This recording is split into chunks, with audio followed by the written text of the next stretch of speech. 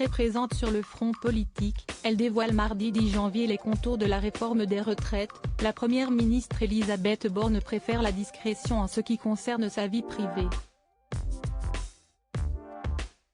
Pourtant, à l'été dernier, elle est photographiée courant sur une plage avec son compagnon. Je réalise après coup que ce n'était pas malin, j'aurais dû éviter d'aller dans un lieu trop touristique, admettait bien volontiers Elisabeth Borne dans l'Op en octobre dernier. Partir en villégiature à Saint-Tropez, PACA, lieu prisé par les stars, n'était pas la meilleure stratégie pour éviter les paparazzis. Le cliché aura été si facilement volé que l'idée d'une opération de communication effleura les esprits. À tort selon Matignon qui s'en agace. Elisabeth Borne n'apprécie pas vraiment l'exercice médiatique quand les questions sortent des sujets politiques. Je crois qu'on peut dire que j'ai une carapace, rétorque-t-elle ainsi quand on lui oppose sa réputation de femme au cuir solide. Pourtant, selon son directeur de cabinet, la politique se prête mal au jeu des faux-semblants.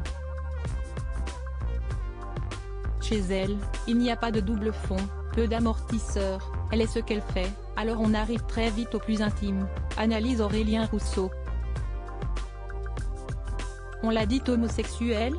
Elle dément et l'affirme, si je l'étais, je ne vois pas pourquoi je l'aurais caché. Son histoire familiale intrigue et fascine ? Qu'importe, elle n'a pas le temps.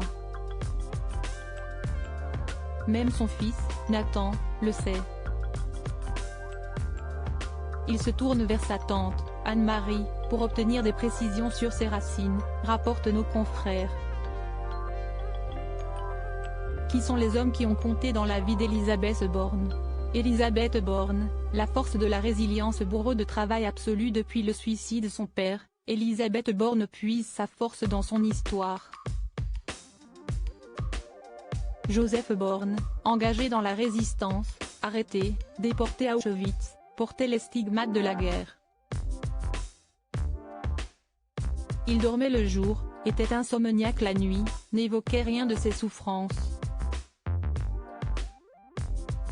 Toute mon enfance, je l'ai connu vivant de façon décalée. On se croisait de temps en temps, se remémore la première ministre. Quand son père commet l'irréparable, elle érige ses cahiers en catharsis.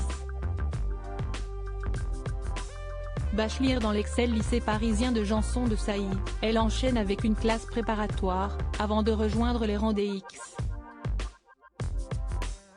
La polytechnicienne s'y distingue par sa capacité de travail. Un trait de caractère qu'elle conserve. Je me souviens, en octobre 1992, un vendredi soir, je l'ai virée de son bureau et le soir même, elle accouchait de Nathan. 10 jours après, elle était de retour, dévoile la députée Clotilde Walter, qui travaillait avec elle au cabinet Jospin. Elisabeth Borne, l'amour du père en étendard 50 ans après le drame, l'exemplé paternel éclaire toujours la première ministre. Après la claque des législatives, alors que la perte de la majorité à l'Assemblée nationale fragilisait son assise à Matignon, cette aura dû passer la porte encore une fois. Quand c'est dur, je pense à la marche de la mort qu'a faite mon père quand il est sorti des camps, et je me dis que ce n'est rien par rapport à ça. On y va, déclarait-elle ainsi à son directeur de cabinet au soir de la défaite. Avec l'amour du paternel pour étendard, la première ministre a la trempe de ceux qui rendent les armes au champ d'honneur. Crédit photo, Stéphane Le Mouton.